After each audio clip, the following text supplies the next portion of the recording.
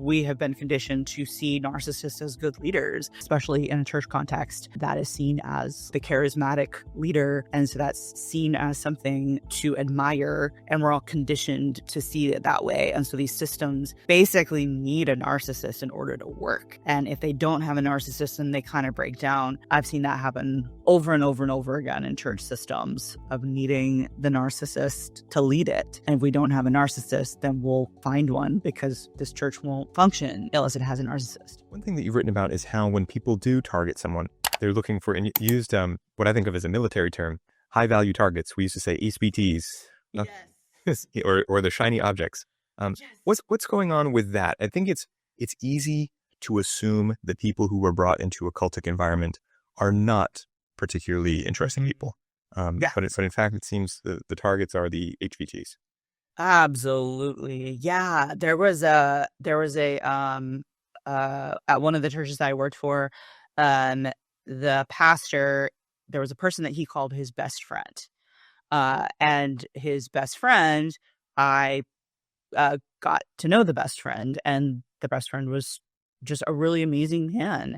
And he had an Ivy League degree, and he was super talented and well-liked and well-respected. And it took me a few years after being out of that environment to look back and be like, oh, that pastor talked about this man as his best friend. And this best friend was a very wonderful human being and very respected. And that best friend was used to gaslight everybody, because if they thought that the pastor was a little weird and a little wonky, which I did day one, I was like, that pastor's weird. But the fact that his best friend was such a great guy, and I really liked the best friend, but then he's his best friend. Okay, so he must not be so bad because of the best friend. I see this happen all the time. It's very common for like very narcissistic, shitty men to have really amazing wives. How do they get them? On purpose. They do it on purpose. And I've had to because I do it does it to me. I'm like, oh, well, she married him. He must not be so bad. And actually, oh, he is as bad as that. And he married her on purpose to just gaslight everybody into thinking that he's actually better than he actually is. And that being, I think, an element of the abuse story, that because we hear about the people who've been abused are more likely to be abused again. And that is very, very true. But it's not because the person who has been abused is flawed. It's because a lot of the narratives that their previous abusers have made them believe are still there. And so it makes them an easier target, maybe.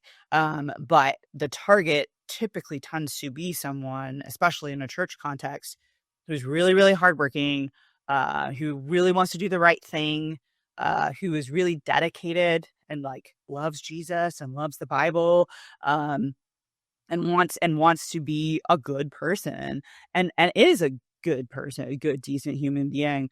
And then usually they have something special, like something that happened for me a lot was, I was a woman in this patriarchal context, this very patriarchal environment that didn't give women opportunities to be pastors and elders. And most women are going elsewhere because they're like, why would I do all this work and get this degree and do all this training to just be in this environment where I'm not respected because they're smart. But I was one of very few women in this context who had a seminary degree and also had experience working in ministry as a vocation. And so I had no trouble getting interviews. I was a high value target because of, and then in this patriarchal environment where they are criticized for not treating women well, look, Catherine's here. Look, Catherine's on stage. Catherine's doing all of these things. And so I was able to gaslight other women in this environment just by virtue of being on staff at a well-respected church. So I think that is a part of the conversation that I don't think that we always I don't hear talked about very often. Right. Yeah. And you're talking about using these people to present a facade, really. And back to my experience watching one of these guys build from zero, and that was his first step. Was he was spending lots of money on other people, finding exciting things for people to do so that he could start to effectively bribe people to spend time with him. And then he was collecting people who had a good reputation, beautiful women, people who would make him appear as though he were sane, even though he was really quite a dangerous person. And that was the first phase before the higher power and all of the influence. I think of how I watched him come into town, and he even dressed different in phases. When he first showed up, he wore gray clothing. He kept his beard and his hair long. He wore hats, and it was like he was kind of studying the environment. And then he's like undercover. Exactly. And then he changed. He started to wear white shirts. He kept his grooming very tight, and he started just giving things away, showing up at parties and having cake and balloons and cupcakes, and just being really visible as this facade, and started to bring the human being. Yes, and starting to bring the people who would grab onto that, the people who kind of had a need that he was filling, particularly financially, and that was the facade that he was building. So I think what we're getting at, really, you use the word narcissistic. There's sort of an NPD profile that you've read about a little bit. What is that in your experience? Yeah. Well, I think we're still like doing a lot of research on narcissism and what causes it, and how it happens, and can it be cured. And there's a lot of information out there. NPD is a diagnosable personality disorder. And there are a lot of people who maybe have NPD but just have never been diagnosed with it. But then also just like the word narcissist being similar to just calling someone an asshole, and that being just a term that when a narcissist is described, that tends to resonate with survivors. And you'll hear it a lot in a church context because of the way that churches are set up. It attracts narcissists. It attracts, they get to, be on a stage with a pulpit with, dozens to hundreds to thousands of people listening to them. like, duh, like, of course they're gonna be drawn to this. Yeah. Yeah, but it tends to be characterized. One of the things I have seen commonly in a narcissistic personality person is vampirism, and we've touched on it a little bit with like getting high value people, surrounding themselves with powerful people and high value people.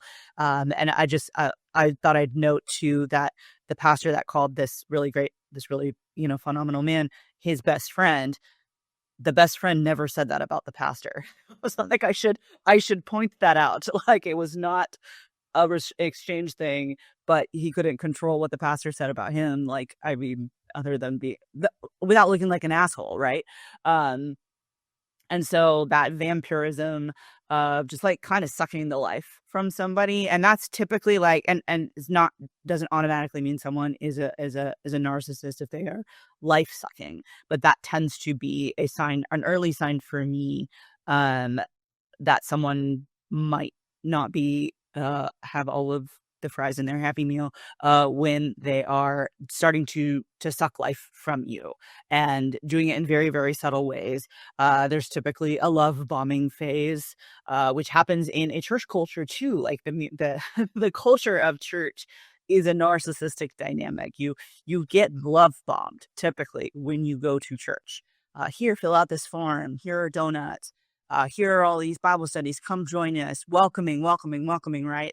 But actually, it's like designed to like ensnare people and trap people, and they don't tell the volunteers that, like, hey, you're here to like trap these people. They said you're here to love these people. And so it's there's the love bombing phase. There's the confusion. I think confusion is also another side. The life sucking part, like they're just kind of sucking energy from me. And then also the confusion, like you don't know what you're going to get, like what day, and it's like they're speaking on both sides of their mouth. Are they going to be really pleasant today? Are they going to be ornery today? This feeling of everything is on their terms, like that if they show up late, that's fine. But if you show up late, then they're like, upset that you showed up late. You know, like double standards out the wazoo. And so those are just some of like the just like little first initial signs of of something, and they tend to be folks who have a narrative that they are the shit. And if anyone else doesn't think that they are the shit, then there's something wrong with that person. And so they craft a culture in which everyone thinks that they are amazing and awesome, and create this atmosphere that is just this perpetual um, self gratification incubator, and it works. For some reason, they always get to the top, right? Like somehow it's like watching them work as you watch this person work, of like watching how they always rise to the top. I think that there's so many systemic reasons why that happens, because we've been, again, chicken or egg situation. We have been conditioned to see narcissists as good leaders. Um, and especially in a church context, that is seen as like the charismatic leader, um and and so that's seen as something to admire, and we're all conditioned to see it that way. And so these systems basically need a narcissist in order to work, and if they don't have a narcissist, then they kind of break down. And that I've seen that happen over and over and over again in church systems, of needing the narcissist to lead it. And if we don't have a narcissist, then we'll find one, because this church won't function unless it has a narcissist. Very similar to my discussion with a man who's a cult whistleblower. And he says the cults need a pathological leader. And it sounds like the pathological type church situations that you've seen without the pathological leader just wouldn't quite keep together. Yeah, it won't. Yeah, it won't function. Yeah. Without it.